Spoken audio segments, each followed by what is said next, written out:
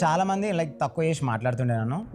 Family functions వెళ్ళాలన్నా కూడా like ఒకలాంటి బాధ అనిపిస్తుండే. అంటే మీ అబ్బాయి ఏం చేస్తున్నాడు అంటే షాప్ అని చెప్తే చెప్పునికే కూడా ఆడ్ అనిపిస్తుంది. ఎందుకంటే అన్న ఏమో యూఎస్లో ఉన్నాడు, మరి తమ్ముడేమో ఇండియన్ ఆర్మీలో జాయిన్ అయ్యాడు. డిఫరెంట్గా వాళ్ళు చూసే విధానం కూడా వెరైటీగా ఉంటుండే. 1 lakh సబ్స్క్రైబర్స్ పాస్డ్ అని చెప్పేసి మనకు ఒక షీల్డ్ వస్తుంది, సిల్వర్ ప్లే బట్. అది మా డాడీకి చూపిస్తే మా డాడీ దాన్ని ఇట్లా ఇష్టం నా ముందల.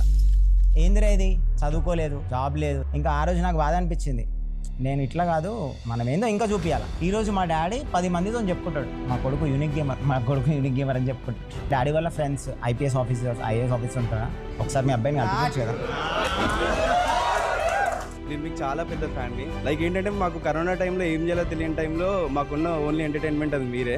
మీరు నించుని గేమింగ్ ఆడేవారు కదా? ఎస్, కూర్చొని ఆ బ్యాక్ మొత్తం సాటిగా పెయిన్. 1 year ప్లస్ నేను నిల్చొని స్ట్రీమ్ చేసిన. ఈ నర్వ్స్ మొత్తం ఇట్లా బల్జ్ అవుతుండే బయటికి కాళ్ళకి. అన్న మిడిల్ క్లాస్ ఫ్యామిలీస్లో యూట్యూబ్ వీడియో చేస్తా అని కన్విన్స్ చేయడం అంత ఈజీ కాదు. మీరు ఎట్లా కన్విన్స్ చేశారు? అది చిన్న ఉన్నప్పటి నుంచి నాకు ఉంది గేమింగ్ అంటే పిచ్చి. మా ట్యూషన్ సార్ ఉంటాడు కదా, వాళ్ళ దాంట్లో కంప్యూటర్ ఉంటుండే, ఆ దాంట్లో రోడ్ ర్యాష్ జీటీ వేసి ఒత్తుతుండే. నా మెడలో గోల్డ్ చైన్ ఉండే, అది అమ్మేసి నేను పిఎస్సి కన్సోల్ తెచ్చుకున్నా. అసలు రాజన్న పాయింట్